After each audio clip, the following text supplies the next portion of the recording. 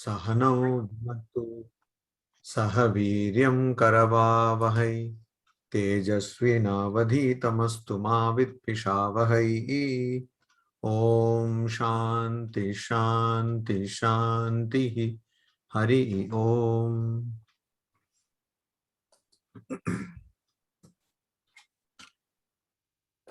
भगवद गीता तृतीय अध्याय आज के আমরা দেখব 31 নম্বর শ্লোক। এখানে ভগবান শ্রীকৃষ্ণ বলছেন, ये मे मतमिदं नित्यम् अनुतिष्ठन्ति मानवाः श्रद्धावन्तः अनसु श्रद्धावन्तः যার শ্রদ্ধা আছে, শ্রদ্ধা দিয়ে যে সম্পূর্ণভাবে যার মধ্যে শ্রদ্ধা রয়েছে, अनसूयन्तः যার মধ্যে অসূয়া, অসূয়া মানে হিংসে বা ঈর্ষা যার মধ্যে নেই, अनसूयन्तः মানে যারা হিংসে করে না বা ঈর্ষা করে না।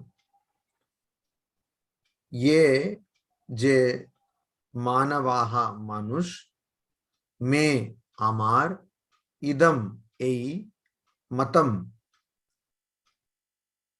এই শিক্ষা, নিত্যম সব সময় সর্বদা, অনুতিষ্ঠন্তি সাধন করে, তে তারা, আপি কর্মবিহি মানে তারা কাজ থেকেও মুচ্যন্তে মুক্ত হয়ে যায়।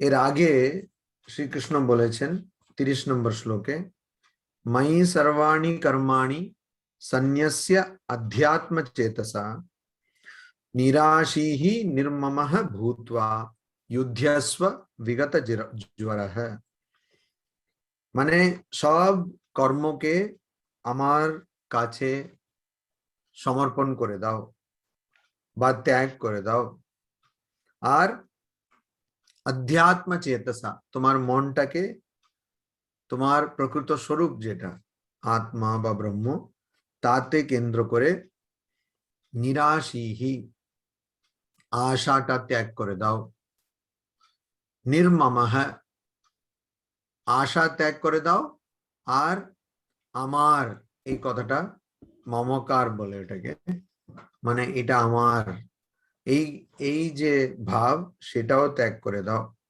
বা অহংকারকে ত্যাগ করে দাও। ভূত্বা ত্যাগ করার পরে বিগত জ্বরঃ মনের জ্বর থেকে মুক্ত হও। মনের জ্বরটা কি? আসক্তি। আর যুদ্ধস্ব আর তুমি যুদ্ধ করো মানে তোমার কর্ম করো। এইটা এর আগের শ্লোকে বলেছেন।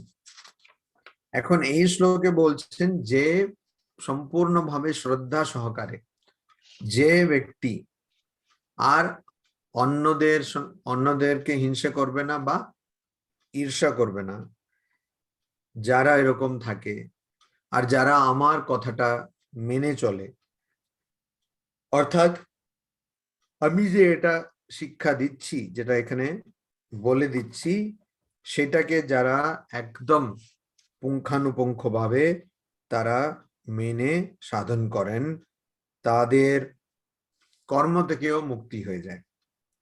মানেটা কি? এখানে প্রথমে আমাদের নিতে হবে শ্রদ্ধা। শ্রদ্ধা মানে কি? শ্রদ্ধা মানে গুরু আর শাস্ত্র বাক্যে বিশ্বাস। তার আগে কি দরকার?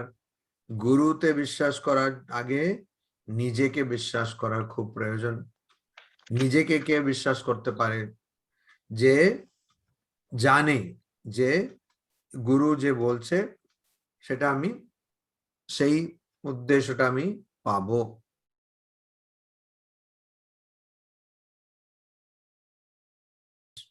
আমরা অনেক সময় শুনেছি, আর স্বামীজি বলছেন যে 33 কোটি দেব দেবীর পুজো করে বা তাকে বিশ্বাস করে কিন্তু নিজেকে বিশ্বাস করে না, তাকে আমি নাস্তিক বলি।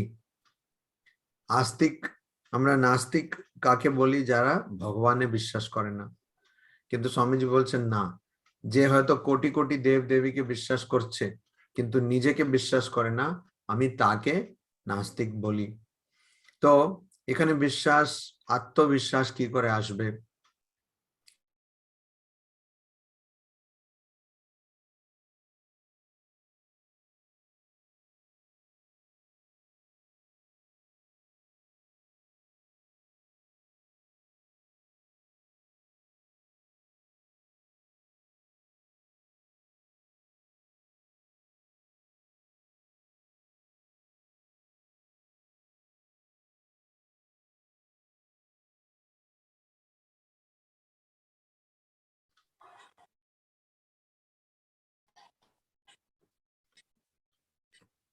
শ্রদ্ধা, শ্রদ্ধাবন্ত, মানে সম্পূর্ণভাবে শ্রদ্ধা থাকবে। শ্রদ্ধা কোথায় থাকবে?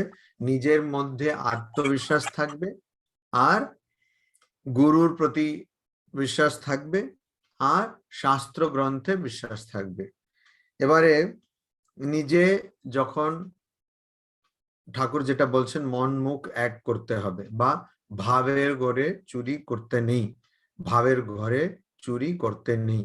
যখন এইরকম অবস্থা থাকে, যখন ভাবের ঘরে চুরি হয়, তখন একজন মানুষ সে নিজেকে বিশ্বাস করতে পারে না, আত্মবিশ্বাস তার থাকবে না।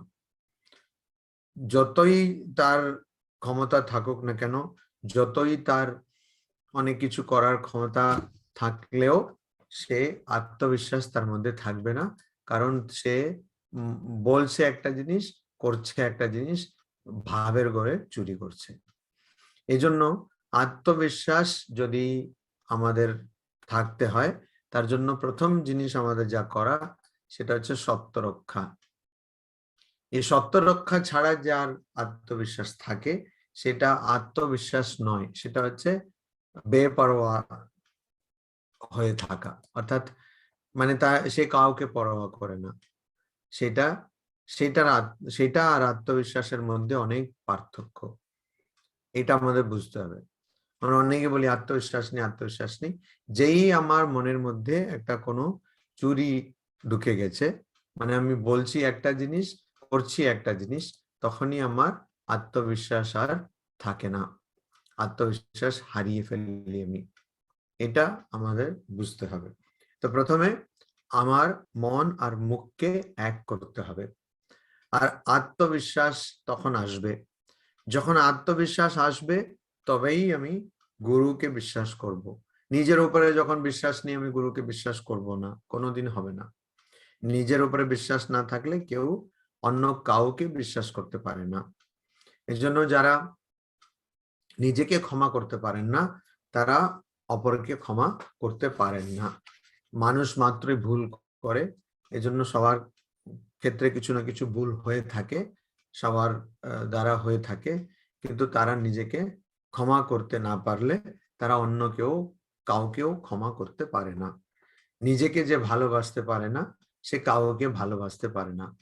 তো আমাদের যে জগৎটা রয়েছে, সেই জগতে আমরা কিভাবে চলি বা কিভাবে আমাদের আচরণ থাকে, সেটা নির্ভর করে আমরা নিজেকে কিভাবে দেখি তার উপরে। এই জন্য নিজেকে প্রথমে বিশ্বাস করতে হবে, তারপরে গুরুকে বিশ্বাস করতে হবে, শাস্ত্রকে বিশ্বাস করতে হবে। এখানে গুরু কে হলেন? এখানে গুরু হলেন ভগবান শ্রীকৃষ্ণ। তো ভগবান শ্রীকৃষ্ণকে বিশ্বাস করতে হবে। শাস্ত্রটা কি? এখানে ভগবত গীতা, ভগবত গীতাকে বিশ্বাস করতে হবে। এই জন্য সম্পূর্ণভাবে শ্রদ্ধাবন্ত, মানে যে পুরো শ্রদ্ধা দিয়ে যে আপ্লুত, মানে যে শ্রদ্ধা, যার মধ্যে সম্পূর্ণভাবে শ্রদ্ধা রয়েছে। এবার শ্রদ্ধা সম্বন্ধে বলতে হবে, আমরা সব শুনেছি, স্বামী বিবেকানন্দ, স্বামীজি বারবার করে বলছেন যে শ্রদ্ধা দরকার। হোয়াট উই ওয়ান্ট ইজ শ্রদ্ধা, স্বামীজি ইংরেজিতে বলছেন। আমাদের কি দরকার? শ্রদ্ধা। উনি শুধু একজন ব্যক্তির জন্য বলছেন না, উনি ব্যক্তির জন্য বলছেন, আবার সমাজের জন্য বলছেন, আবার জাতির জন্য বলছেন। বলছেন আমাদের জাতি এখন কি প্রয়োজন? শ্রদ্ধা, শ্রদ্ধা প্রয়োজন। আর স্বামীজি বলছেন এই শ্রদ্ধা এমনই একটা শব্দ যার কোনো অনুবাদ অন্য ভাষায়, বিশেষ করে ইংরেজিতে করা যাবে না। শ্রদ্ধা, তো এই শ্রদ্ধা আমাদের দরকার। বলছেন যেখানেই তুমি দেখছো কিছু একটা অবনতি, সেটার কারণ শ্রদ্ধার অভাব। শ্রদ্ধার অভাব। উনি বলছেন যে আমি যদি দুটো জিনিসের সম্বন্ধে এরকম বলছেন, একটা হচ্ছে একাগ্রতা, মনোযোগ। উনি বলছেন যে আমি যদি আবার আমাকে শিক্ষা লাভ করতে হয়, তাহলে আমি আর কিছু সব ছেড়ে দিয়ে প্রথমে মনোযোগ শিক্ষা লাভ করব, মনোযোগের শিক্ষা, একাগ্রতার শিক্ষা লাভ করব। আবার তিনি আরেকটা জায়গায় বলছেন যে সবার আগে কি আনতে হবে? শ্রদ্ধা। প্রথমে আমাদের কি শিখতে হবে বা কি আমাদের জীবনে আনতে হবে? শ্রদ্ধা। একটা অদ্ভুত জিনিস এখানে আমরা দেখছি যে শ্রদ্ধার কথা বলার পরেই হিংসে বা ঈর্ষার কথা বলছেন ভগবান শ্রীকৃষ্ণ। এটা কেন? আজকে আমরা যদি একটু লক্ষ্য করি, আজকে 2021 নভেম্বর, মানে আজকে না, মানে এই যুগে, এখনকার সময়ে আমরা যদি লক্ষ্য করি, বেশিরভাগ মানুষের সমস্যা শুরু হয় থেকে অন্যদের সঙ্গে, অপরের সঙ্গে নিজের তুলনা করার থেকে। বিশেষ করে যাদের মনের সমস্যা হয়, মনটা খারাপ, মনটা অবসাদ, মানে ডিপ্রেশন আছে, আরো অনেক রকম মানসিক অসুবিধে, তাদের ওই অসুবিধায় ওটার মূল কারণ অপরের সঙ্গে নিজের তুলনা করা। আচ্ছা, ও তো এত কিছু পেয়েছে, ওর কাছে তো এত বেশি টাকা আছে, ওর বাড়িতে তো সবাই আনন্দে আছে, বা ও এত কিছু করতে পারে, এত পড়তে পারে, আমি তো পারছি না। বা আবার অনেক রকম আছে, ও তো বসে অনেকক্ষণ ধ্যান করে, আমি তো দেখি অনেক জব করে, আমি তো পারছি না। এরকমও আছে। তো আমি এই পারছি না, ওই পারছি না, অপরের সঙ্গে তুলনা করা, অপরের সঙ্গে নিজের তুলনা করা। এই তুলনা করার জন্য কি হয়? আমরা হিংসুটে স্বভাব আমাদের মধ্যে আসে, হিংসেটা আসে, ঈর্ষাটা আসে। ঈর্ষাটা কেন আসে? যে ও আমার চেয়ে ভালো করতে পারছে, আমি করতে চাই কিন্তু আমি পারছি না, ফলে আমাদের ভালো লাগে না। তো এই জন্য ভারতবর্ষের সম্বন্ধে বলা হয় যে আমরা সব হলাম কি? আমরা সব হলাম একদল কাকড়া। তো কাকড়া, এটা সম্বন্ধে একটা গল্প আছে একটা জায়গায়, মানে পুরোটাই মনগড়ন্ত গল্প, কাল্পনিক আর কি। তো এই মার্কিন দেশে, আমেরিকাতে একটা জায়গায় গবেষণা হচ্ছিল। কি গবেষণা? সারা পৃথিবী জুড়ে যত রকম কাঁকড়া রয়েছে, সেই তাগুলো মানে সেগুলোকে আনা হবে, আর তাদের স্বভাব, তারা কিরকম থাকেন, কিরকম কি খায়, কিরকম হাঁটে ইত্যাদি গবেষণা করা হবে।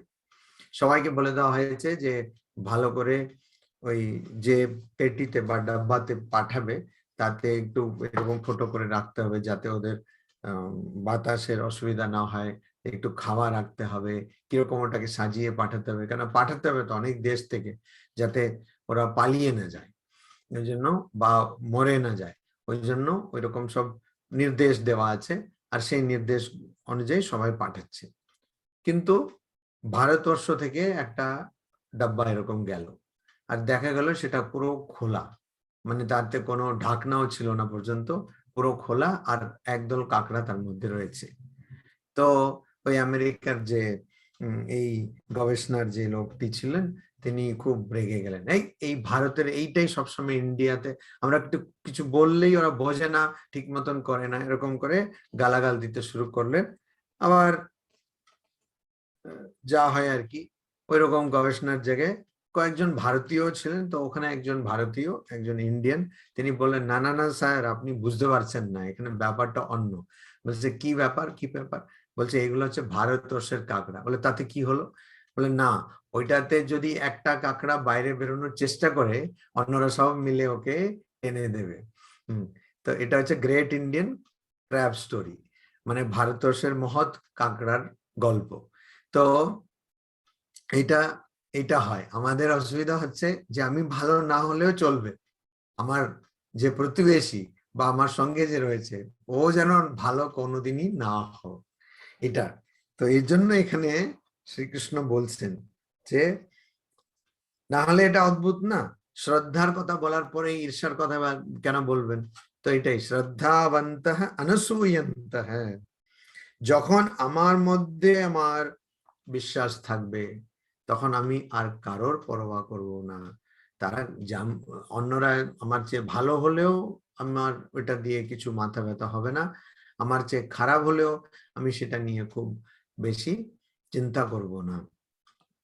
কেননা আমি জানি আমি কি করছি, আমি জানি আমার জীবনের কি উদ্দেশ্য, আর সেই উদ্দেশ্যটাকে পেতে গেলে আমায় কি করতে হবে সেটাও আমি ঠিক করে ফেলেছি, আর সেই পথে আমি এগিয়ে যাচ্ছি। অতএব আমার আত্মবিশ্বাসটাও ঠিকই আছে, এর জন্য আমি অন্যদের সম্বন্ধে বেশি চিন্তা করব না। ফলে প্রথমে আত্মবিশ্বাস, আর তার সঙ্গে আমাদের অপরের চিন্তা করে মাথাটাকে গরম করা, সেটা ত্যাগ করতে হবে। এই দুটো জিনিস যখন হয়ে যাবে তখন আমাদের তার সঙ্গে থাকবে শাস্ত্রের প্রতি বিশ্বাস আর গুরুর প্রতি বিশ্বাস।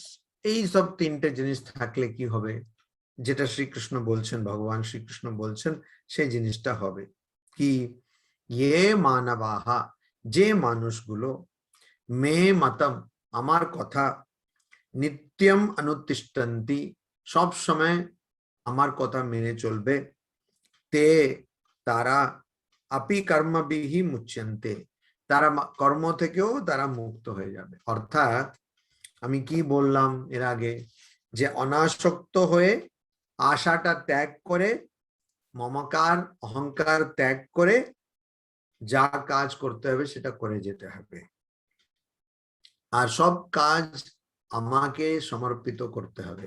অর্থাৎ সব কাজের যে ফল সেটা আমাকে সমর্পণ করে দিতে হবে, আমার কাছে ওটা সমর্পিত করে দিতে হবে।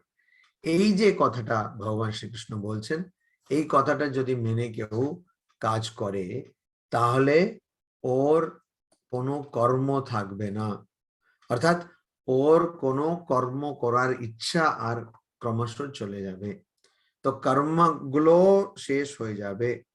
আপনি কর্মবিহি মুচ্যন্তে, মানে কর্ম থেকেও, কাজ থেকেও সে মুক্ত হয়ে যাবে। মা বলছেন নির্বাসনাই মুক্তি, মা শ্রী শারদা দেবী বলছেন নির্বাসনাই মুক্তি। অর্থাৎ মুক্তিটা কি, কোনো ইচ্ছা না থাকার অবস্থাটাই হচ্ছে মুক্তি। তো এর আগের শ্লোকে বলছেন নিরাশীহি, অর্থাৎ আশাটা করো না, আশা যেন থাকে না, যেন আশা থাকলেই দুঃখ, আশা হি পরমম দুঃখম, উপনিষদ বলছে আশা হি পরমম দুঃখম নৈরাশ্যম পরমম সুখম। আশা, কোনো কিছুর আশা, অপেক্ষা, কোনো কিছুর অপেক্ষা, এক্সপেকটেশন, কোনো কিছুর অপেক্ষা বা আশা করা, সেটা দুঃখের কারণ হয়। কেন? যখন আমি যে জিনিসটা চেয়েছিলাম, আশা করেছিলাম, সেটা যদি না পাই তাহলে দুঃখ। মানে যেমনটি আশা করেছিলাম সেরকমই পেতে হবে, যেরকমটি আশা করেছিলাম সেরকমই পেতে হবে, না হলে কি হবে, দুঃখ হবে। ওই জন্য আশা করতে নেই। তো বলে আশা না করলে কি করে আমরা কাজ করব? তো কাজের কি করতে হবে, সে উদ্দেশ্যটা স্থির করতে হবে, কিন্তু তার জন্য প্রচুর খাটতে হবে, কিন্তু ফলটা কিরকম হবে সেটা নিয়ে বেশি চিন্তা করতে নেই। আমি হয়তো ঠিক করলাম কোনো কাজ করব, একটা বাড়ি তৈরি করব, ধরুন একটা বাড়ি তৈরি করব, তারপরে সে বাড়ি তৈরি করার কাজটা শুরু হয়ে গেছে, কিন্তু কিছুতেই শেষ হচ্ছে না, অনেক সমস্যা। তারপরে কোনো রকম বাড়ি শেষ হলেও ঠিক মনোপুত হলো না, তো আমি কি ভাবছি যে আমি যেমন চেয়েছিলাম সেটা হয়নি। তো এখানে আমাদের কি করতে হবে, বাড়ি তৈরি করব এই সিদ্ধান্তটা নিয়েছি, ভালো কথা, তার জন্য ভালো করে সব পরিকল্পনা করে, সব প্ল্যান করে, সবকিছু ভালো করে চিন্তা ভাবনা করে এগিয়ে যাচ্ছি, সেটা ভালো কথা। বাড়ি তৈরি করতে গেলে যা যা করতে হয় সব মনে প্রাণে করছি, মানে খুব মন দিয়ে করছি, ভালো কথা, তারপরেও যদি বাড়িটা তৈরি না হয় তাহলে সেটা নিয়ে দুঃখ করব না। অর্থাৎ যে কাজটা আমি করব সেটা পুরো মন প্রাণ দিয়ে করব, তার জন্য যা যা করণীয় সেগুলো সব করব, কিন্তু তার ফলটা যদি ভালো হয় খুব লাফাবো না, খারাপও হয় তাহলে একদম নেতিয়ে পড়বো না। এটাই হচ্ছে এখানে এর আগের শ্লোকে শ্রীকৃষ্ণ বলেছেন। আর এইটা যদি কেউ করে তাহলে ক্রমশ সেই মানুষের আর ইচ্ছে থাকবে না। আর ইচ্ছে যদি না থাকে তাহলে সে মানুষ কি করবে? সে মানুষ আর কর্ম করার ইচ্ছে তার থাকবে না। কর্ম করার ইচ্ছে না থাকলে সে মানুষ আর কর্ম করবে না। কর্ম যদি না করতে হয় তাহলে সে মুক্ত হয়ে যাবে। মুক্ত হয়ে যাবে মানে তার আর এই জন্ম আর মৃত্যু এই চক্র থেকে সে মুক্ত হয়ে যাবে। এইখানে শ্রদ্ধার কথা প্রথমে বললেন, তারপরে বললেন ঈর্ষার কথা, আর এরকম বলছেন আজকে বিজ্ঞানানন্দজি মহারাজের জন্ম জয়ন্তী। হঠাৎ এটা কেন বললাম? বিজ্ঞানানন্দজি মহারাজের কাছে যখনই কেউ গিয়ে জিজ্ঞেস করতো, আচ্ছা মহারাজ আমাদের কি করতে হয় বলুন, তখন মহারাজ বলতেন আমার কিছু বলার নেই, আপনারা সবাই পড়েছেন ওই বর্ণ পরিচয় বলে একটা বই আছে। বিজ্ঞানজি মহারাজ এমনিতে খুব বেশি কথা বলতেন না, তো ওই জন্য উনি বলতেন যে বর্ণ পরিচয় বলে যে বই আছে বাংলা, ঈশ্বরচন্দ্র বিদ্যাসাগর, তো উনি লিখেছেন, তো ওইটাতে সব লেখা আছে যে বড়দের সম্মান করতে হবে, এই করতে হবে, অমুক করতে হবে। তো আজকে আমরা এই শ্লোকটাও পড়ছি। এখানে ভগবান শ্রীকৃষ্ণ বলছেন যে আমার কথা মেনে চলবে তার সব মুক্তি হয়ে যাবে, তার কর্ম থেকে সে মুক্ত হয়ে যাবে। অর্থাৎ বড়দের কথা, গুরুদের কথা, গুরুজনের কথা। আমি জানি না আজকাল তো এইসব গানটা পড়ায় কিনা শেখায় কিনা জানি না। সকালে উঠে আমি মনে মনে বলি সারাদিন যেন আমি ভালোভাবে চলি। কি রীতাদি মনে আছে গানটা? উনি তো বিদেশ চলে গেছেন এখন, গান কি কথা বলুন তো? সকালে উঠে আমি মনে মনে বলি সারাদিন আমি যেন ভালোভাবে চলি। মোর গুরুজনে কি সব আছে ভুলে গেছি। হ্যাঁ ওই তো আমি তো আদেশ করেন যাহা মোর গুরুজনে। তারপর আমি যেন সেই কাজ করি ভালো মনে, ভাই বোন যেন ভালোবাসি, মোর লাগি ব্যথা নাহি পায়ে পায়ে দাস দাসী। এইটাই তো, এইটা করলেই হলো, আর কিছু করতে হবে না।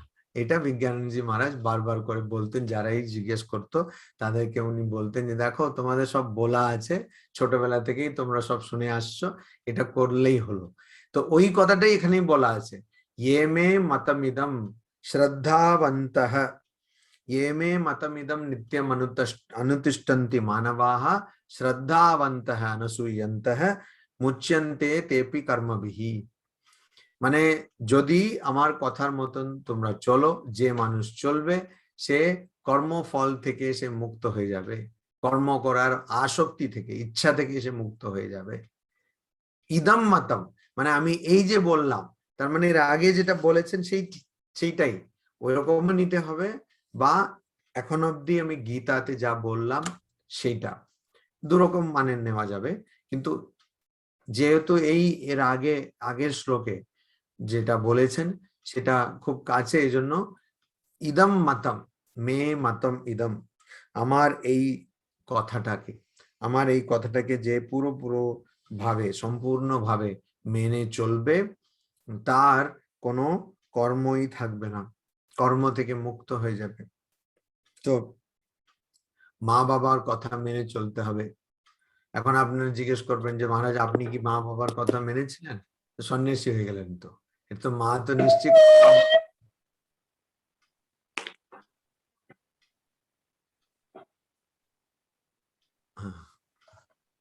নিশ্চয়ই কোনো মা বলবেন না যে হ্যাঁ সন্ন্যাসী হয়ে যাও বলে।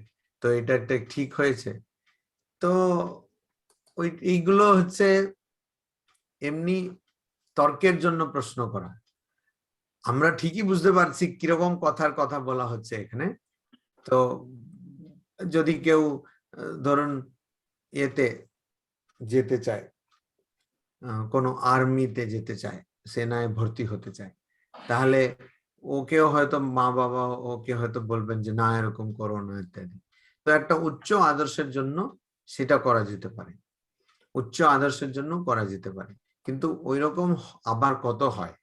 আমরা এখানে বলছি যে অনেক জিনিস তো মা বাবা বলেন, গুরুজন বলেন, সেই জিনিসগুলোকে আমরা যেন মেনে চলি, মেনে চলি, যেগুলো আমরাই বুঝতে পারবো যে এটা আমাদের ভালোর জন্যই বলছেন।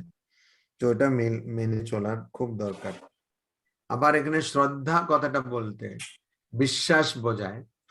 আত্মবিশ্বাসটা থাকলেই বিশ্বাস আসবে গুরুর প্রতি বা শাস্ত্রের প্রতি, কিন্তু শ্রদ্ধা বলতে বিনয়ও বোঝায়। শ্রদ্ধাতে বিনয় থাকতে হবে, বিনয়ী হয়ে থাকতে হবে, এটা খুব দরকার। না হলে কি হবে,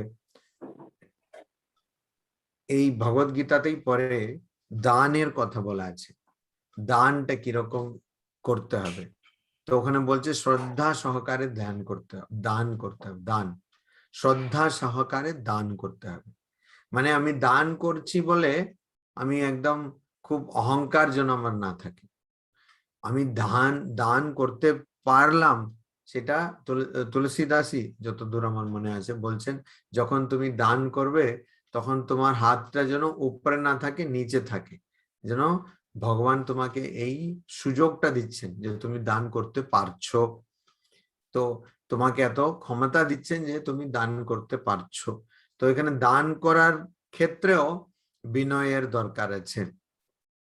তো এগুলো সব নিয়েই শ্রদ্ধা, শ্রদ্ধাবন্তঃ অনসূয়ন্তঃ, দুটো একসঙ্গেই থাকে। যার শ্রদ্ধা থাকবে তার ঈর্ষা থাকবে না, যার মধ্যে ঈর্ষা থাকবে তার মধ্যে পুরোপুরি ভাবে শ্রদ্ধাটা থাকতে পারে না। তো এটাই হচ্ছে কথা, যে আমার কথা মেনে চলবে, এই কথাটা আমি যে বললাম, আশাটা যেন না থাকে। নিরাশীহি নির্মমো ভূত্বা, মানে আশা থাকবে না, আর অহংকার মমকার থাকবে না, আর সে সবকিছু আমাকে সমর্পণ করে দেবে, আমার মধ্যে সন্ন্যাস করে দেবে, মানে আমাকে সর্বাণি কর্মাণি সন্ন্যস্য আধ্যাত্ম চেতসা, আধ্যাত্মিক মন নিয়ে, আধ্যাত্মিক বুদ্ধি নিয়ে সে সবকিছু আমার কাছে ত্যাগ করে দেবে। এই কথাটা ত্যাগ করে দেবে। আর ত্যাগ করে কি করবে, সে আশাটা ত্যাগ করবে, মমকার অহংকার ত্যাগ করবে। তাহলে কি হবে, সে যুদ্ধস্ব বিগত জ্বর, মানে মাথার জ্বর, মনের জ্বরটাকে ত্যাগ করে সে স্বধর্ম করবে, ওর যা স্বধর্ম সেটা করবে, সেই কাজটা করবে, এটাই বলা আছে। পরের শ্লোকে বলছেন, ये त्वेतदभ्यसूयन्तः न अनुतिष्ठन्ति मे मतम् सर्वज्ञान विमूढांस्तान् विद्धि नष्टान चेतसः। तु किन्तु, किन्तु किन्तु মানে এই যে এখন শ্রীকৃষ্ণ বললেন যে যারা আমার কথা মেনে চলবেন তাদের কর্ম থেকেও মুক্তি হয়ে যাবে।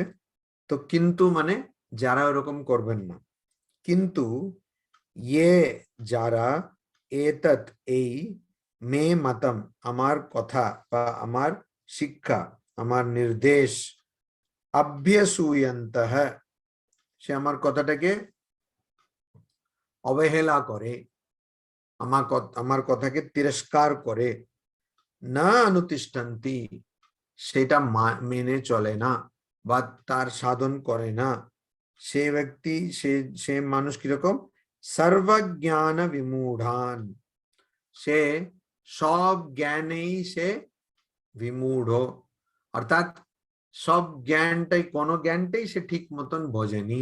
সর্বজ্ঞান বিমূঢ়ান, এখানে শুধু বিমূঢ়ান তো বলতে পারতেন যে সে বোকা, বুঝতে পারছে না, তার মূর্খ, এরকম বলতে পারতেন। বিমূঢ়ান, সর্বজ্ঞান বিমূঢ়ান কেন বলতে গেলেন? ওখানে আবার বোকা মানে এটার মানে হচ্ছে, আক্ষরিক মানে হচ্ছে সব জ্ঞানে তুমি বোকা। তার মানেটা কি? তো তার মানে জ্ঞান আছে কিন্তু বোকা, এইটা জানতে হবে। সর্বজ্ঞান বিমূঢ়ান, সব জ্ঞানে কিন্তু সে বিমূঢ়, মানে মোহিত। সব জ্ঞানে কিন্তু সে মোহিত, এটা আবার কিরকম কথা? তো এই যারা আমরা সব অনেক রকম পেশা আছে, তো মানুষ অনেক কিছু আজীবিকার জন্য অনেক কিছু করে, তো তো ওই কেউ ডক্টর, কেউ ইঞ্জিনিয়ার, কেউ অধ্যাপক অধ্যাপিকা, কেউ আবার তাদের নিজের ব্যবসা আছে, কেউ আবার পুলিশে কাজ করে, এরকম কেউ আবার কম্পিউটারে কাজ করে, কেউ ব্যাংকে কাজ করে, এরকম নানান মানুষ রয়েছে। তো তাদের মধ্যে আমরা দেখি যে অনেকেরই ভালো বুদ্ধি, মগজটা খুব তেজ তাদের চলে, কিন্তু তাদেরকে আমরা যদি বলি যে দেখো এই পৃথিবীটা নশ্বর, এই তুমি যা দেখছো তোমার শরীর মন সবকিছু নশ্বর, অতএব এটা নিয়ে খুব হাম্বি তাম্বি করো না, একদিন সব চলে যাবে, ঠিক আছে, এটা যদি বলা হয় তাহলে ওই লোকটি সেটাকে ধরতে পারবে না। তো ওর কাছে প্রচুর জ্ঞান আছে, হয়তো পিএইচডি টিএইচডি করে রেখেছে, হ্যাঁ আছে এরকম কয়েকজন পিএইচডি ইত্যাদি করে রেখেছে, তো পিএইচডি টিএইচডি করে রেখেছে, প্রচুর জ্ঞান আছে তাদের মধ্যে, কিন্তু সর্বজ্ঞান বিমূঢ়ান, কিন্তু তারা কিরকম, সব জ্ঞানে কিন্তু তারা কিন্তু মোহিত, তাদের কাছে জ্ঞান আছে কিন্তু সেই জ্ঞান দিয়ে তাদের কোনো লাভ হচ্ছে না, দুঃখ থেকে মুক্তি পাচ্ছে না। ওই জন্য ঠাকুর বলছেন না, অনেকের জ্ঞান অজ্ঞান, একের জ্ঞান জ্ঞান, অনেকের জ্ঞান অজ্ঞান। অনেক কিছু জানলে তাতে কোনো লাভ হবে না, কি লাভ হবে? কিচ্ছু লাভ হবে না। তো সেই এক যে পরম তত্ত্ব, সেটাকে ব্রহ্ম বলুন, আত্মা বলুন, ভগবান বলুন, যাই বলুন না কেন, সে পরম তত্ত্ব, সে পরম তত্ত্বটাকে জানা, সে পরম তত্ত্বটাকে বোঝা বা আত্মসাৎ করা, সেইটাই হচ্ছে আসল জিনিস। না হলে সব জ্ঞান, তো এটা আমি অনেকবার বলেছি, আমি দেখেছি অনেকে ভিজিটিং কার্ড ছাপেন না, তো ওইটাতে এত ছাপায়, আর ওইটাতে এত তাদের কোয়ালিফিকেশন লেখে, পিটিও লেখে, আমি এরকম দেখেছি, অনেকবার দেখেছি, একবার দুবার না। তো মানে এত কোয়ালিফিকেশন তার, আর যত ইংরেজি ভাষাতে যত অক্ষর আছে সব থাকবে, এবিসিডি সবকিছু থাকবে ওটাতে, ওই কোয়ালিফিকেশন গুলোতে, আবার পিটিও থাকবে, মানে পিছনে দেখুন ওখানেও কোয়ালিফিকেশন আছে। এত কোয়ালিফিকেশন নিয়ে গেলেও তাকে একদিন ছাই হতে হবে, তাকে একদিন ছাই হতে হবে, তো এত কোয়ালিফিকেশন নিয়ে কি হলো? তো ওই জন্য এই জিনিসটা এখানে বলছে সর্বজ্ঞান বিমূঢ়ান, মানে যে জিনিসটা জানার প্রয়োজন সেটা জানলো না, যে জিনিসটা জানার প্রয়োজন সেটা জানলো না। তো কেন পরিষদে বলছে যে যে ভাবে সে জেনেছে সে জানতে পারেনি, যে ভাবে যে জানতে পারেনি সে হয়তো জেনেছে। মানে যে ভাবছে আমি জেনে গেছি, বা যে জেনে গেছে ভাবছে সে জানেনি, আর যে ভাবছে আমি জানিনি সে হয়তো জেনেছে। তো এইটা কেন, কেন এই জিনিসটাকে ওরকম জানা যাবে না। তো অনেক জ্ঞান আছে কিন্তু বিমূঢ়, অর্থাৎ মোহিত, তার কাছে ঠিক ঠিক জ্ঞান নেই। তো অচেতসঃ, আবার সে ওরকম মানুষ, মানে যারা এইসব কথা, আমি যে কথা বলছি সেটা করে না, শুধু না অভ্যসূয়ন্তঃ, তারা এই কথার ঠাট্টা করে আর কি। ও ভগবান শ্রীকৃষ্ণ বলেছেন, হ্যাঁ ভগবান, তুমি কি দেখেছো ভগবান শ্রীকৃষ্ণকে? আমি বলছি মহাভারত কখনো ঘটেইনি, শুধু ভগবান শ্রীকৃষ্ণ যত সব, হ্যাঁ সব আজগুবি কথাগুলো, এইগুলো এরা সব হচ্ছে কি যুক্তিবাদী, যুক্তিবাদী। তো এরকম একটা যুক্তিবাদী একজন ছিলেন, মানে ছোট বাচ্চাকে, তার বাচ্চাকে বলেছেন এই তুমি, ও একটা অনেক বছর আগের কথা, তো একটা ওইরকম একটা আশ্রমে, রামকৃষ্ণ আশ্রম না অন্য একটা আশ্রমে যেত, একজন মহারাজ ছিলেন, ওই একজন সাধু, তার কাছে গিয়ে ওই হিন্দু ধর্মের সম্বন্ধে তারা পড়াতেন, এখনো তারা পড়ায়। তো হিন্দু ধর্মের সম্বন্ধে তারা পড়াতো অনেক অনেক আগে। তো ওই যে সাধু, সে মায়ের শিষ্য ছিলেন, মানে মা সারদা দেবীর শিষ্য ছিলেন। তো ওখানেও এটা পড়ানো হতো। তো এই গেছে, তারপরে বলছে যে আচ্ছা আমি এসব বিশ্বাস করি না, কেন এর বাবা বলে দিয়েছে যে এসব বিশ্বাস টিশ্বাস করো না, এসব ফালতু জিনিস। তো বলছে আমি বিশ্বাস করি না। অনেকদিন যাচ্ছিল ক্লাসে, হঠাৎ সেদিন তার এইরকম বলেছে। তো বলে কেন বিশ্বাস করো না কেন? বলে না, এর কি প্রমাণটা কি আছে? তো এই যে গুরু ছিলেন, বোঝাই যাচ্ছে তিনি তো মায়ের শিষ্য ছিলেন, তিনিও ওরকম ছিলেন। তো উনি বললেন হ্যাঁ প্রমাণ, আচ্ছা তোমার বাবাকে? তো বলছে হ্যাঁ বাবাকে মানেটা কি? বাবা, তোমার বাবা কে? তো বললো আমার বাবার এই অমুক নাম। বললে কি প্রমাণ কি আছে? তুমি কি করে বলছো? না এখনকার দিনে হলে বলে দিত ডিএনএ টেস্ট করা যাবে, তখন ডিএনএ টিএনএ ছিল না। ডিএনএ ছিল, ডিএনএ টেস্ট ছিল না। তো বলছে যে এই মানে এটা কি করে? তো বলছে তোমার কে বলে দিল? তোমার বাবাকে? বলছে আমার মা বলে দিল। হ্যাঁ, ওই জন্য তুমি বলছো এটা বাবা, তোমাকে মা দেখিয়ে দিয়েছেন, ওই জন্য বাবা, ওই জন্য ওটা বিশ্বাস করছো। তো এখানে অভ্যাসুয়ন্ত হ্যাঁ, তিরস্কার করছে, শুধু মানছে না, মানে আমার কথার মতন চলছে না তা নয়, আমার কথাকে একদম উড়িয়ে দিচ্ছে। বলছে হ্যাঁ ভগবান শ্রীকৃষ্ণ তো কখনো হয়নি, ছিলেনই না, মহাভারত যুদ্ধ হয়নি। ওই জন্য তখন স্বামীজি বলছেন যে ঠিক আছে মেনে নিলাম, ঠিক আছে শ্রীকৃষ্ণ বলে কোনো ব্যক্তি ছিলই না, আর এই মহাভারত যুদ্ধ হয়নি, ঠিক আছে, কিন্তু হাতেতে তোমার এই গ্রন্থ তো রয়েছে, 700 শ্লোকের এই গ্রন্থটা তোমার হাতে রয়েছে, ভগবত গীতা। তো এটা যখন লেখা হয়েছে কারো মগজে তো এই কথাগুলো এলো, তো সেইটাই যথেষ্ট। মানে কেউ তো চিন্তা করলো, নাহলে লিখলো কি করে? তো সেইটাই যথেষ্ট, এরকম স্বামীজি বলছেন।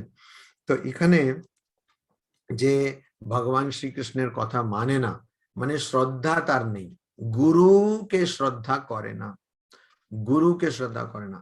আমি দেখেছি যদি কেউ কিছু পড়ে, কারো কাছ থেকে পড়ে না কেন, আর যত কমই শেখে না কেন, এই সেই গুরুর প্রতি সবসময় আমাদের কৃতজ্ঞ হয়ে থাকতে হবে, কৃতজ্ঞ না, কৃতজ্ঞতা, কৃতজ্ঞ হয়ে থাকতে হবে। আমাদের এইটা থাকতে হবে যে আমি এদের কাছ থেকে এটা শিখেছি। আজকে সবচেয়ে বড় সমস্যা এইটাই যে এই কৃতজ্ঞ, আমরা কৃতজ্ঞ নই। এর জন্য আজ যারা ছোটরা তাদের বড় সমস্যা এটাই। তারা অনেক সময় আমরা আমাদের গুরুজনেরই যাচাই করি, আমরা অনেকের কাছ থেকে অনেক কিছু শিখি, কিন্তু সেটা আমরা ওদেরকে জানাইও না, ওদেরকে আমরা ধন্যবাদও জানাই না, আবার আমাদের মধ্যেও একটা ওই সে ধন্যবাদ বোধটা থাকে না, কৃতজ্ঞতা থাকে না, থাকে না। তো কেন? আজকাল সবকিছু পাওয়া যায়, তো এই গুগল করলে অনেক কিছু পাওয়া যায়, তারপরে বই টইও সবসময় সহজে পাওয়া যায়। এক কাল ছিল যখন বই পাওয়াও কঠিন ছিল, এখন সব বাড়িতে বসে অ্যামাজনে অর্ডার করো, চলে এসছে। নাহলে এককালে তো বই খুঁজে খুঁজে লাইব্রেরি ঘুরতে হতো, কোথায় বই পাবো, কোথায় বই পাবো। এখন বেশিরভাগ বই সব পাওয়া যায়, আবার যদি কিনতে না পারি সেটা পিডিএফও পাওয়া যায়, সেটা ডাউনলোড করে সেটা প্রিন্ট করে নাও, না করলেও এরকম কম্পিউটারে বা মোবাইলে পড়ে নাও। তো এখন কি হয়েছে, জ্ঞানের মূল্যটা অনেক কমে গেছে। তো একজন কিছু বলে দিলে আমরা মনে করি হ্যাঁ এও তো ওরকম গুগলেই পড়েছে, তা আবার এটাতে কি আছে, ও অত কৃতজ্ঞতা কি দরকার কি, ও তো গুগলে পড়েছে, ও আমাকে বলছে, এতে এত বড় কথাটা কি? এই জন্য এখন ডক্টরদের এইটাই সমস্যা, ডক্টরদের কাছে যখন কোনো রুগী যায় বলে হ্যাঁ ডক্টর আমার না এটা হয়েছে, এই রোগটা হয়েছে, আমার আপনি এই ওষুধটা দিয়ে দিন। তো ডক্টর ভাবে তাহলে আমার কাছে এলেই বা কেন? হ্যাঁ, তো বললেন না না আমি গুগল করে দেখেছি এটা এইটা। হ্যাঁ, তো এই 6 বছর পরে, তারপরে 6 বছর তো শুধু এমবিবিএস, তারপরে তো আরো কত কিছু পড়তে হয়, এমডি এইসব করে 9 বছর বা 12 বছর পড়ার পরে তারপরে এত এক্সপিরিয়েন্স, অভিজ্ঞতা, সে ডক্টরের কোনো মান সম্মান রইল না, বলছে আমি গুগল করে দেখেছি। তো এরকম হয় না, ছোট জিনিস শিখলেও তার জন্য আমাদের এই কৃতজ্ঞতা বোধ থাকতে হবে, যেটা পাশ্চাত্য দেশে আছে। ওরা একজনের কাছে একটা জিনিস, মানে হয়তো কেউ বই লিখছে, বইয়ের জন্য কিছু একটা ইমেল পাঠালো যে আচ্ছা এটা একটু বলবেন তো এটা ঠিক কিনা।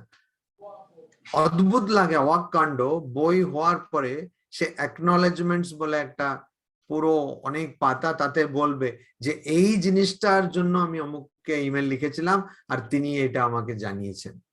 আবার যেখানে ওই জিনিসটা বইতে লিখছে ওখানে ফুটনোটে দেবে যে এই জিনিসটা অমুকের কাছ থেকে ইমেলে আমি পেয়েছি। আমাদের দেশে কি হয়, আমাদের দেশে একটা বই থেকে চুরি করলে সেটা হচ্ছে চুরি, অনেক বই থেকে চুরি করলে গবেষণা। ঠিক আছে, তো সবাই রিসার্চ করছে, এই দিক থেকে চুরি একদম মানে ঝেপে একদম লিখে দিচ্ছে আর কি, সেটা হচ্ছে খুব রিসার্চ করছে। তো ওই জন্য অভ্যসূয়ন্ত হ্যাঁ, যার কোনো সম্মান নেই, সম্মান করে না, জ্ঞানের সম্মান করে না, জ্ঞানের প্রতি তার কোনো ভ্রুক্ষেপ নেই, অভ্যসূয়ন্ত জ্ঞানের তিরস্কার করে, জ্ঞানের তিরস্কার করে। আর তার সত্ত্বে সে মানে তার সঙ্গে জ্ঞানের তিরস্কার করে, তার সঙ্গে আবার সেইটা মানে কখনো মেনে চলে না। সে কিরকম, সর্বজ্ঞান বিমূঢ়ান, সে সব জ্ঞান থাকার সত্ত্বেও সে বিমূঢ়, বোকা। আর তান বিদ্ধি নষ্টান চেতসঃ অচেতসঃ তান নষ্টান বিদ্ধি।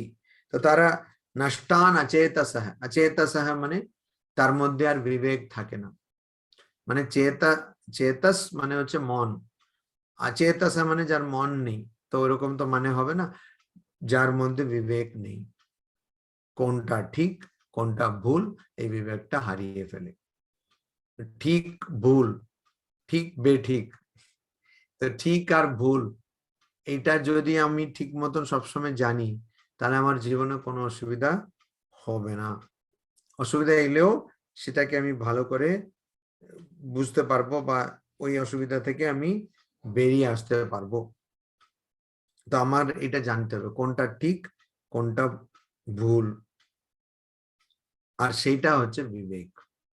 আর সেই বিবেক তার নষ্ট হয়ে যায়, কার নষ্ট হয়ে যায়, যে আমার কথা শুনে না, আমার কথা না শুনে আবার কথার ঠাট্টা করে, তিরস্কার করে,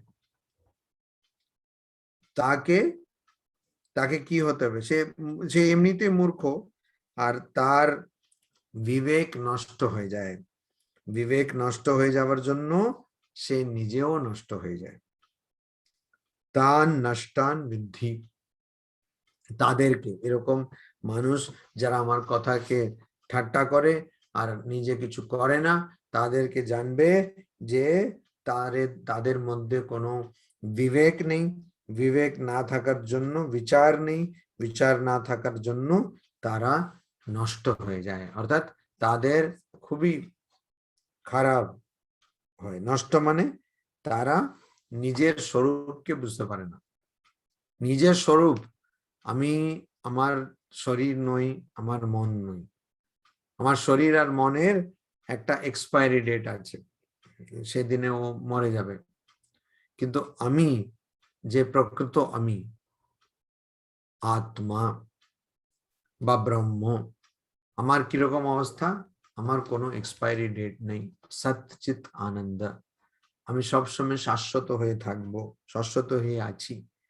তো এই যে শাশ্বত হয়ে আছি, এই বোধটা বা এই জ্ঞানটা কি করে আসবে, তখনই আসবে যখন আমি আশাটা ত্যাগ করব, অহংকারটা ত্যাগ করব, যেগুলো এর আগের শ্লোকে শ্রীকৃষ্ণ বলেছেন। ওই জন্য শ্রীকৃষ্ণ বলছেন তুমি আমি যেমন বলছি সেরকম করো, তাহলে যারা এরকম করবে তারা কিন্তু কর্ম থেকেও মুক্ত হয়ে যাবে। কর্ম নৈষ্কর্ম্য বলে এটাকে, নৈষ্কর্ম্য মানে কর্ম থেকে মুক্ত অবস্থা, নৈষ্কর্ম্য, নৈষ্কর্ম্য মানে কর্মকে ছাড়িয়ে যাওয়ার অবস্থা, সেটা থাকবে। কিন্তু এখন থাকছে না, কারণ আমি যা বলছি, শ্রীকৃষ্ণ বলছেন আমি যা বলছি এই যে অহংকার করবে না বা আশা করবে না, সেটাকে মানছে না, শুধু তা নয় উপরন্তু ঠাট্টা করছে, মানে তারও আত্মবিশ্বাসের অভাব। আর সেই জন্য তার বিবেকটা নষ্ট হয়ে যায়। আর বিবেক নষ্ট হয়ে গেলে কি হবে? মানুষ আর পশুর মধ্যে বা অন্য জীব জন্তুর মধ্যে কোনো পার্থক্য থাকবে না। শুধু এই বিবেকটা হচ্ছে মানুষকে মানুষ বানায়, আর অন্য সব কিছু অন্য জীব জন্তুর মধ্যেও আছে, শুধু এই বিবেকটা হচ্ছে আলাদা।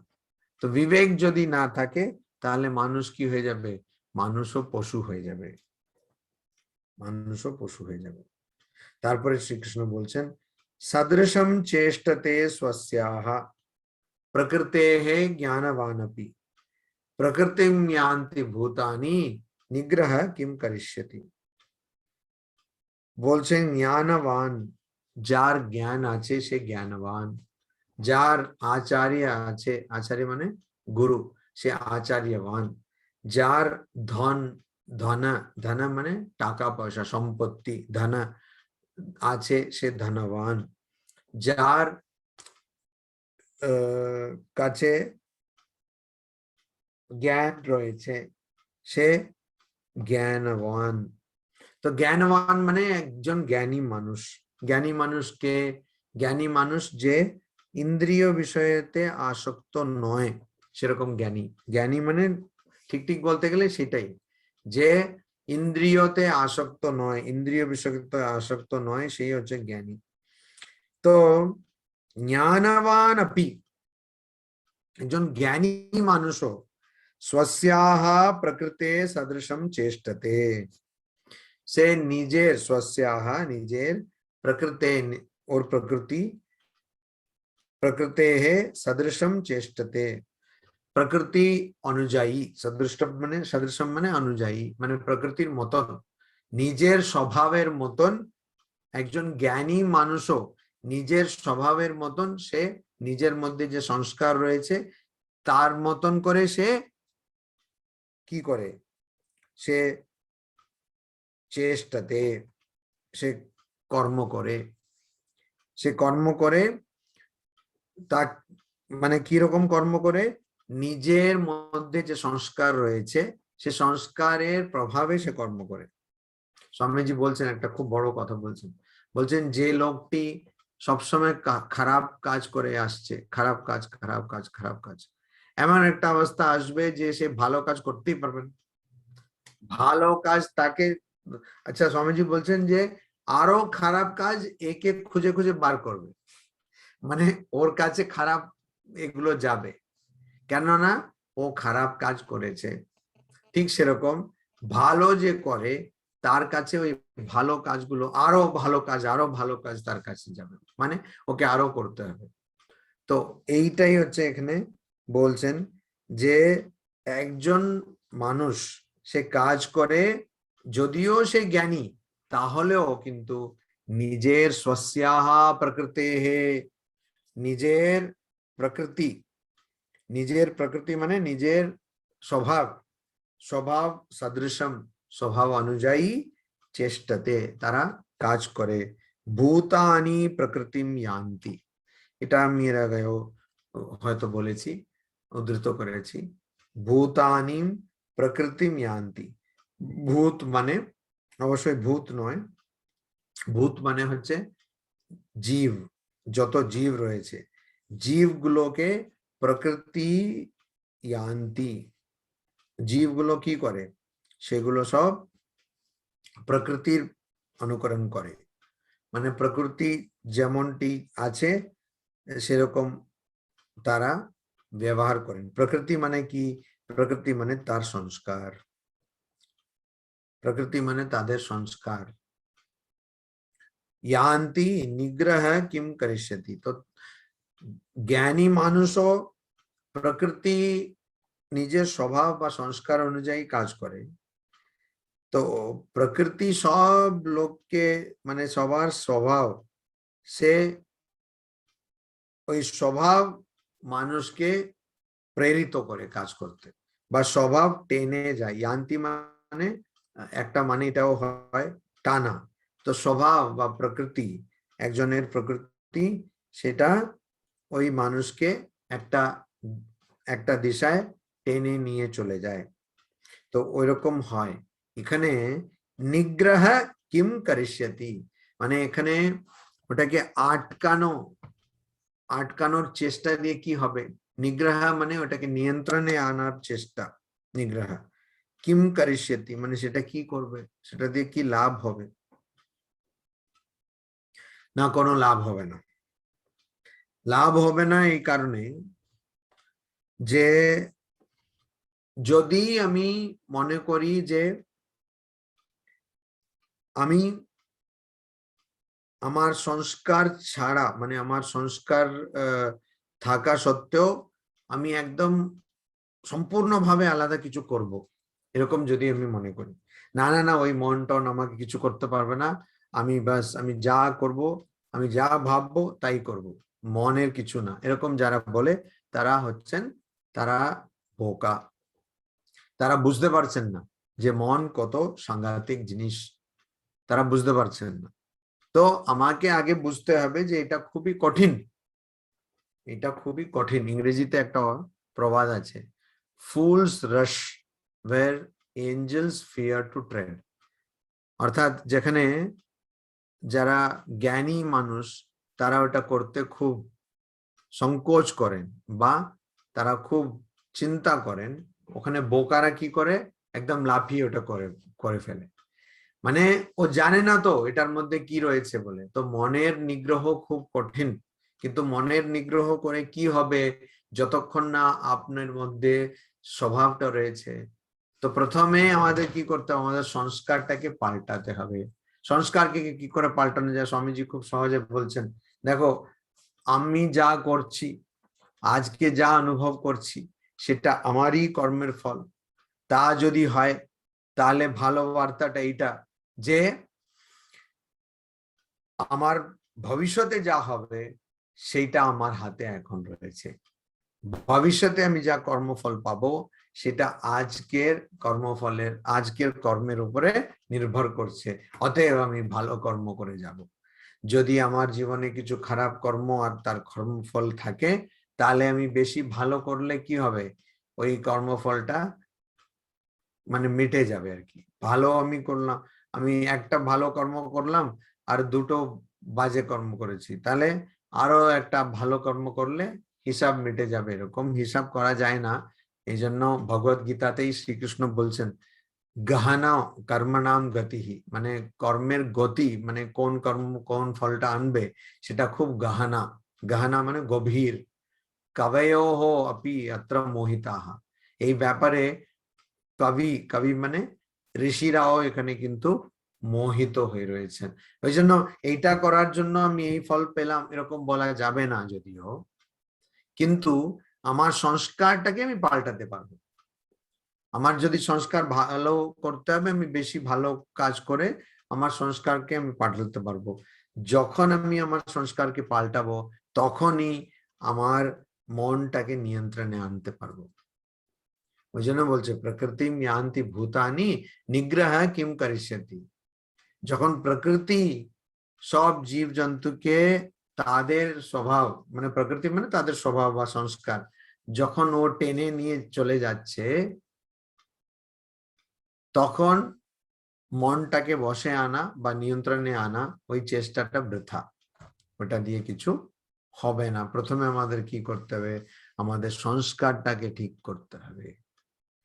সংস্কারটা ঠিক করতে গেলে কি করতে হবে, বাড়িতে বা আমাদের যারা ভালো চান আর কি, তো তারা যা আমাদের বলছেন গুরুজন বা মা বাবা ইত্যাদি, তো সেটাকে আমাদের আগে সেই কথাটাকে মেনে চলতে হবে।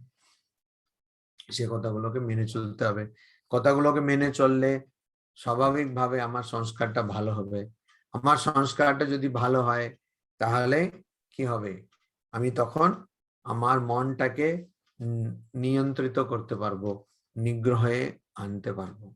তা যদি আমি করি তাহলে তখন তো আমার অনেকটা নিগ্রহ, যদি আমি মনটাকে কন্ট্রোল করতে পারি বা নিগ্রহে আনতে পারি তাহলে তো আমার অনেক প্রশ্ন, আমার অনেক সমস্যার সমাধান হয়ে যাচ্ছে।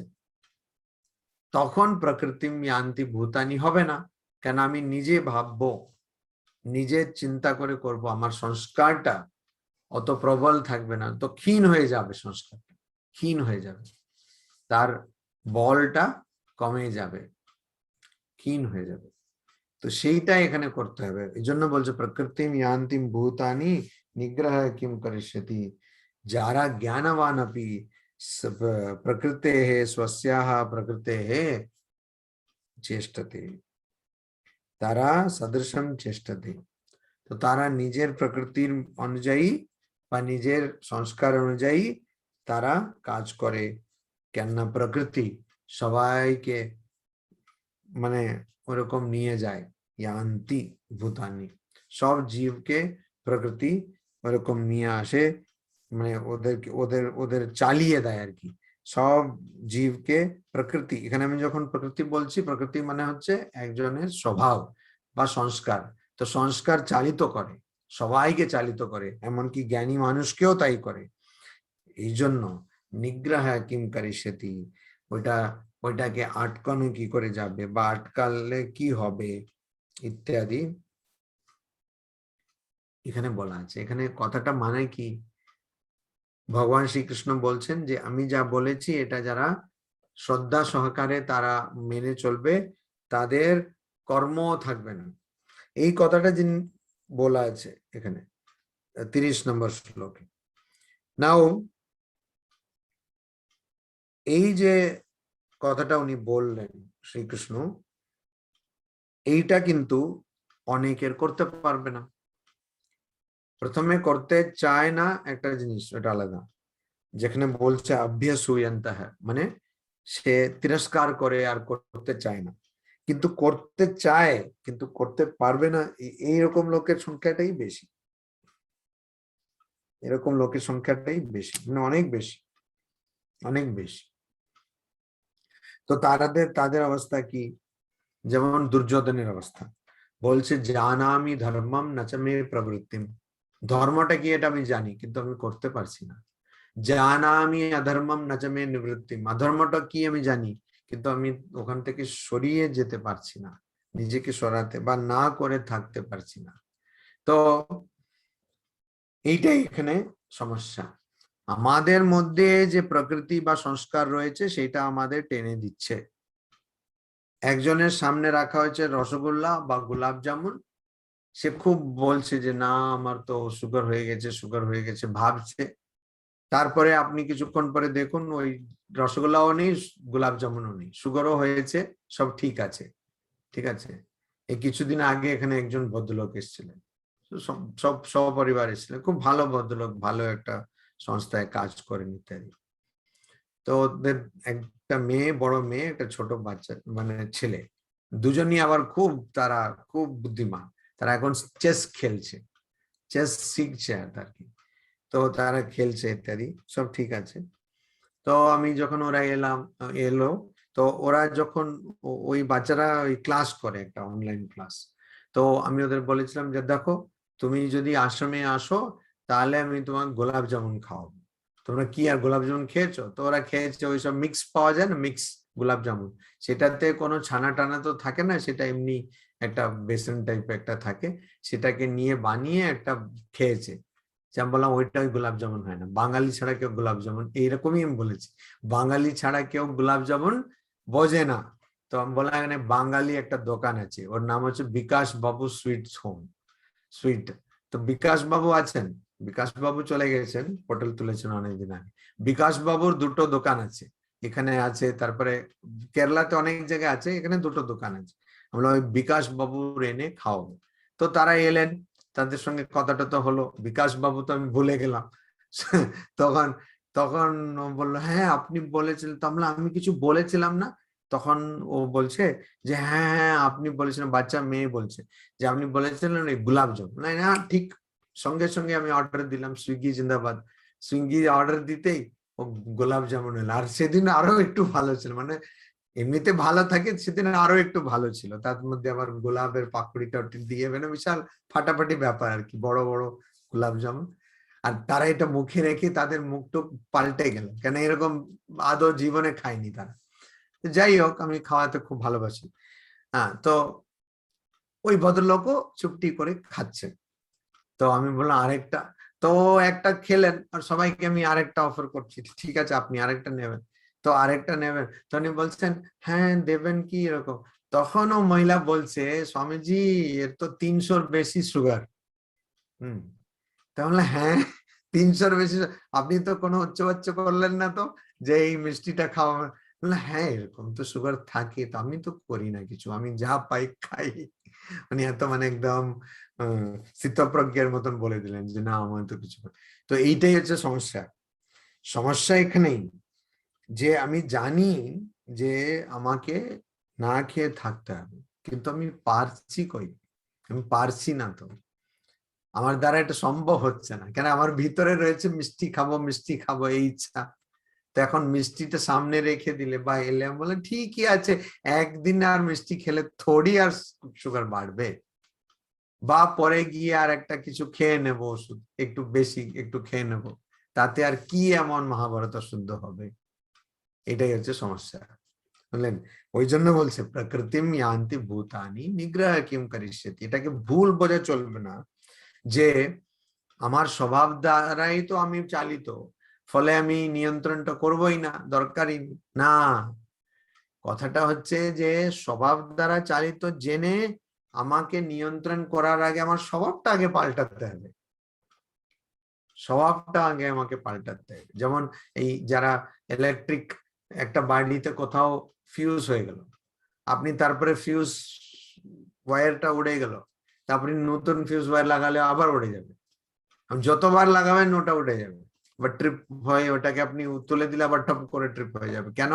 কোথাও কিছু শর্ট হচ্ছে, ওই যে শর্ট হচ্ছে, যেখানে শর্ট সার্কিট হচ্ছে, ওইটাকে হয় তুলে দিতে হবে না সারাতে হবে। ওইটা না করলে পরে বারবার ফিউজটা উঠতে থাকবে। ঠিক সেরকমই যতক্ষণ আমার সংস্কারটাকে আমি ঠিক করব না, ততক্ষণ আমি আমার মনটাকে নিয়ন্ত্রণে আনতে পারবো না। আর যতই আমি করি না কেন, যা তপস্যা বা যেরকম মন্ত্রপাঠ যাই করি না কেন, আমার মনটা আমার বসে আসবে না যতক্ষণ না আমার সংস্কারটা ভালো। তো সংস্কার ভালো করা যায়, বেশি বেশি করে ভালো ভালো কাজ করলে, ভালো চিন্তা করলে সংস্কার ভালো হবে। তো এখানে আমার মধ্যে যে নিম্নগামী, নিম্ন প্রকৃতি, তার এতই বল যে সে আমাকে একটু এগিয়ে যেতে দিচ্ছে না, একটু উঁচু স্তরে যেতে দিচ্ছে না। তো আমাকে কি করতে হবে? ওই নিম্ন প্রকৃতিকে আমাকে, ঠাকুর বলছেন, ওটার মোড়টা ফিরে দিতে হবে, সেটাকে আমাকে অন্য ডাইরেকশন, অন্য দিশা দিতে হবে, এটাই ঠাকুর বলছেন।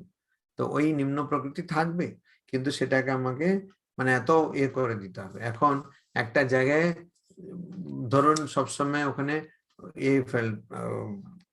নোংরা ফেলা হতো, তো এইরকম জায়গায় কি হবে, খুব ভালো গন্ধ থাকে, মানে খুব সুন্দর গন্ধ, ওই নোংরা যেখানে বেশি ফেলা হয় খুব অদ্ভুত গন্ধ থাকে। কলকাতায় 6 বছর ছিলাম, তো মাঝে মাঝে বলছে এই গন্ধ একদম বাজে একটা বিকট গন্ধ আসতো, হচ্ছে ধাপা থেকে গন্ধ আসে, মানে কত থেকে ওই ওখানে সব ওইটা ফেলা হতো আর কি। তো ওইটা এখন অনেক কিছু ওরা ভালো করছে। তো ওই যে যেখানে নোংরা ফেলা হচ্ছে, সেটা এতদিন গন্ধ পড়ে রয়েছে, ওইটাকে তাহলে সরিয়ে সরিয়ে দিলে গন্ধ যাবে না। তারপরে ওখানে অনেক কিছু ভালো জিনিস করে, আবার ওখানে কত রকম সেন্ট টেন্ট দিয়ে ধীরে ধীরে ধীরে ধীরে করলে, তারপরে ওই জায়গায় অনেক বছর পরে বললো ও এখানে নোংরা ফেলা হতো, এখন তো কত সুন্দর পার্ক হয়ে গেছে। এরকম অনেক জায়গায় করছেন আর কি, অনেক শহরেই এরকম করা হয়েছে, দিল্লিতেও করা হয়েছে, যেরকম পার্ক টার্ক করেছে, মানে যেখানে নোংরা ফেলেছে তার উপরে একটা পাহাড়ের মতন করে পার্ক টার্ক করে দিয়েছে। তো ওইটাই এখানে বলছে যে যতক্ষণ না সেই নোংরা যেটা আছে, যেটা আমরা সংস্কার বলি, যতক্ষণ না ওইটাকে আমরা ভালো কাজ, ভালো সংস্কার দিয়ে একদম সরিয়ে না দিতে পারি, ততক্ষণ মনকে আমি নিয়ন্ত্রণে আনতে পারবো না, মনকে আমি নিয়ন্ত্রণে আনতে পারবো না। এগুলো খুবই গুরুত্বপূর্ণ শ্লোক, কারণ এখানে মনের নিয়ন্ত্রণের সম্বন্ধে বিশদভাবেই বলা আছে।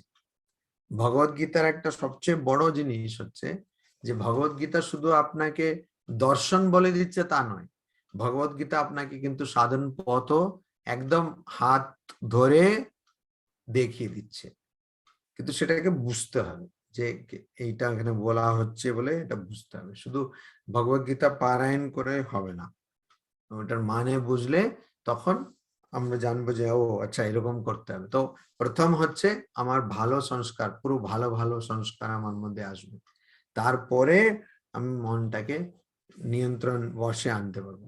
বশে আনলে আমি কি করব, মনটাকে একদম মেরে ফেলবো, কেন আশা থাকবে না, ইচ্ছা থাকবে না, তার মনও থাকবে না, মন থাকে না। মন যদি না থাকে তাহলে আমি ব্রহ্মজ্ঞান, আত্মজ্ঞান বা ভগবান লাভ আমার হবে। এটি এখানে বলছেন।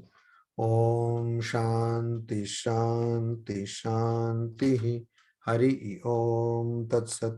শ্রী রামকৃষ্ণার্পণমস্তু।